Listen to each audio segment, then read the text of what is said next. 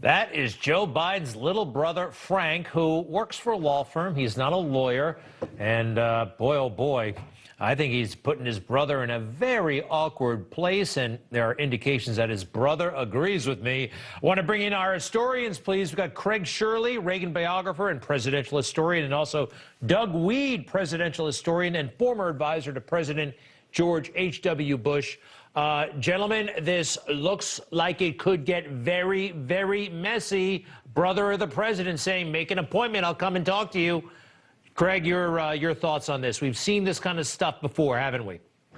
We have seen this type of stuff before, Greg. Going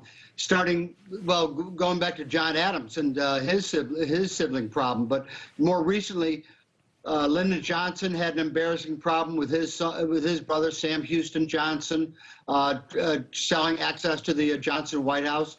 Richard Nixon with Donald Nixon, Nixon's brother, who was selling access to the Nixon White House. It goes down and down, through the years and through the administrations, is that more presidential siblings end up being embarrassments than do not. This one looks particularly clumsy. I mean, a TV commercial. And he's a non-lawyer. And then on Inauguration Day, they put out a whole big two-page spread in a local trade magazine that says, yeah, his brother's the president, and all this can be very helpful when it comes to environmental matters. This is really heavy-handed and kind of stupid, isn't it, Doug? Yeah, I actually studied this and interviewed 14 of the siblings of the American presidents. Bill Clinton's brother, of course, went to prison and had a drug problem.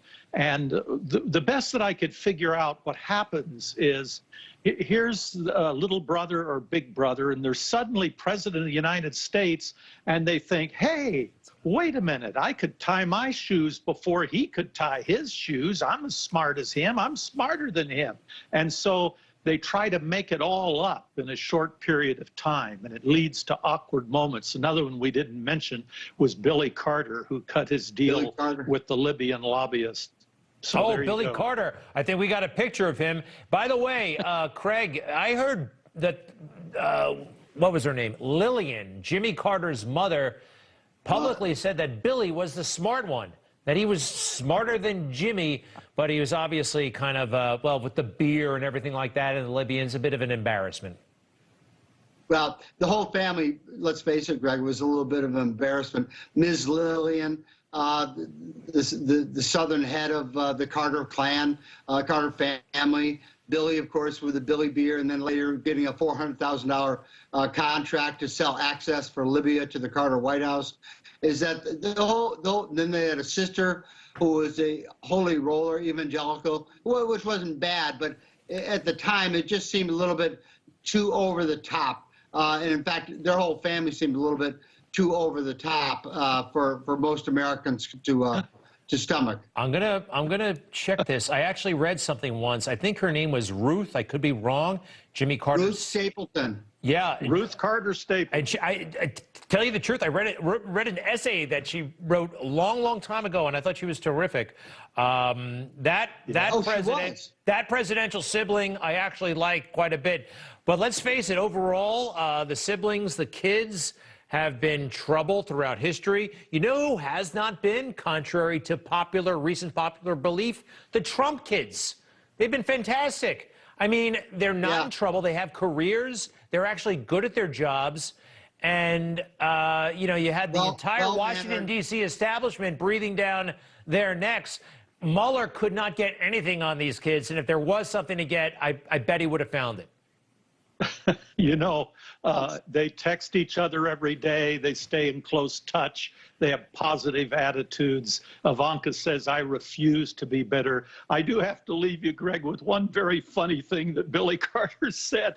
He was once interviewed, and he said, my sister heals the sick. My brother thinks he's going to be president of the United States.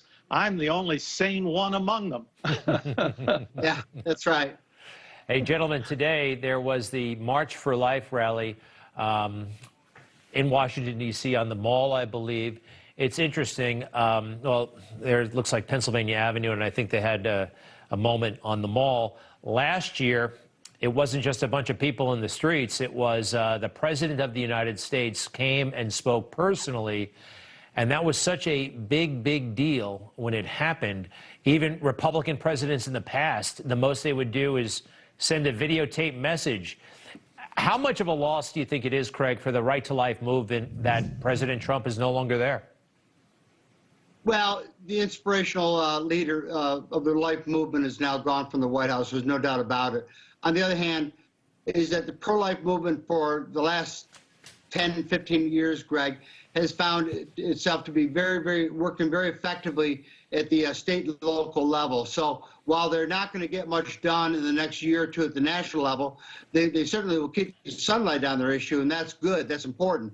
But they will find a lot of success in the states, and I suspect in 2 years they'll find more success at the national level and in more states as Republicans win those legislative seats and congressional seats in 2 years. Gentlemen, we're going to have to leave it there. Craig Shirley, Doug Weed. Oh, by the way, the great big question, where's Hunter, has been answered. Lately, he's been hanging around the White House. Okay, go figure. Couldn't find him during the campaign.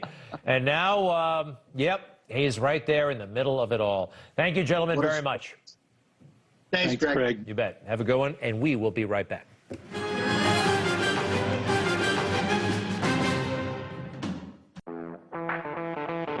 Age can have a huge effect on our bodies unless we get ahead of it.